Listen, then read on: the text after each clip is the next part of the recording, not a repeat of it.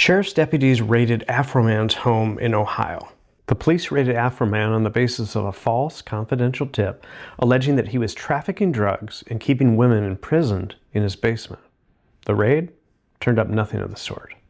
His own security cameras captured the search, armed officers moving through the house, looking through his things, and at one point, oddly staring at a lemon pound cake on the kitchen table. No charges followed. Then Afroman did something distinctly American with the footage. He turned it into ridicule. Afroman will bring it to ya. Afroman is gonna do.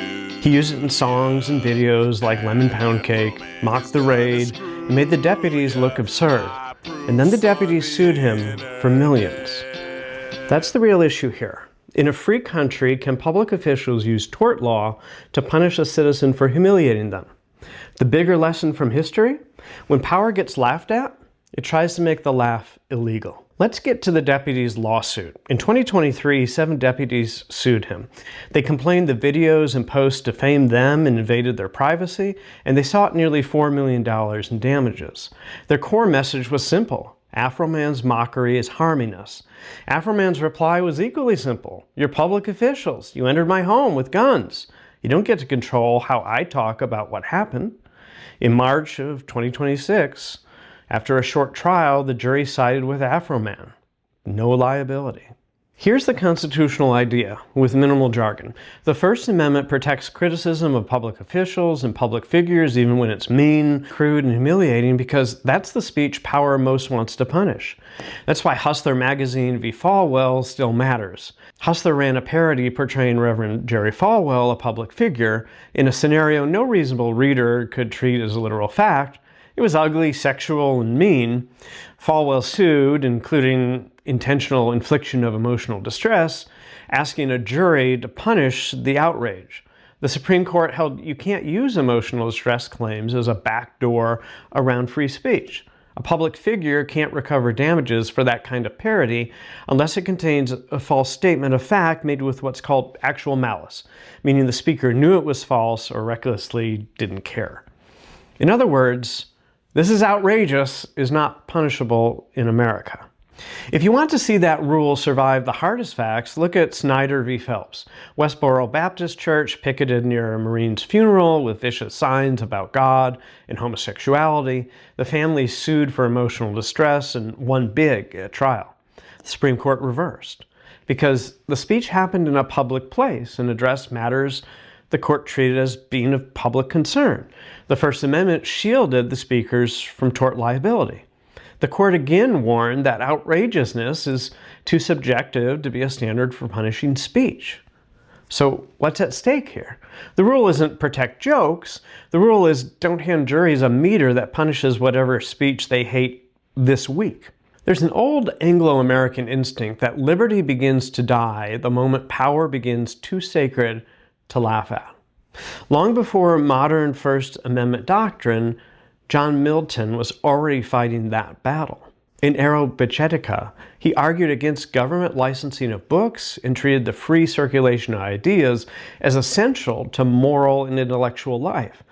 The deeper point was not merely that censorship hides facts, it's that censorship protects status.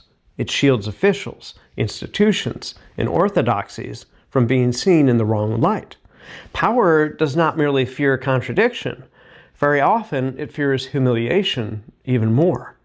America learned that lesson early, not first in a courtroom, but in a print shop. In Boston, a 16-year-old Benjamin Franklin was too young and too unimportant to be heard in his own name, so he disguised his handwriting, invented a widow named Silence Dogood, and slipped satirical essays under his brother's door at night.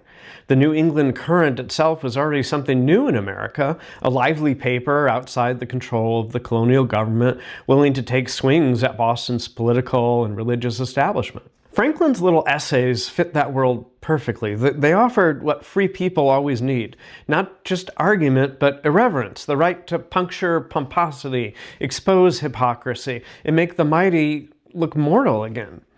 And that spirit helped make the American Revolution possible. Thomas Paine's common sense didn't merely refute monarchy, it shrank it.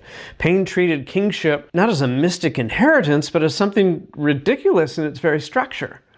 That matters because once power stops looking enchanted, citizens can finally examine it.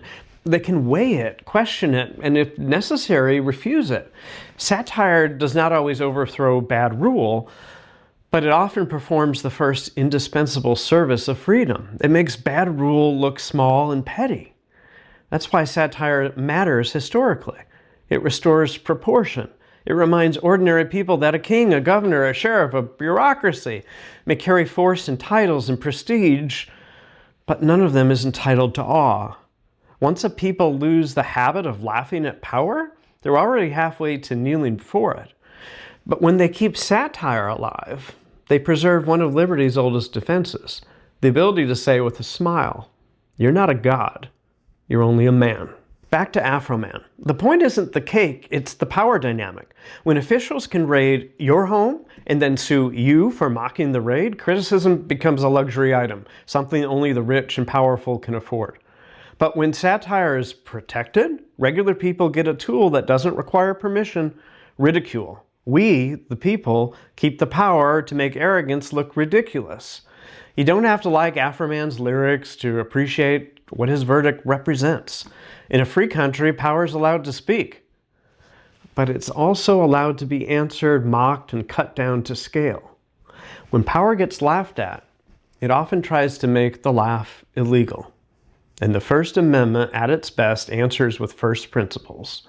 No public servant is above the people, no authority is beyond criticism, and no American has to ask permission to laugh at power.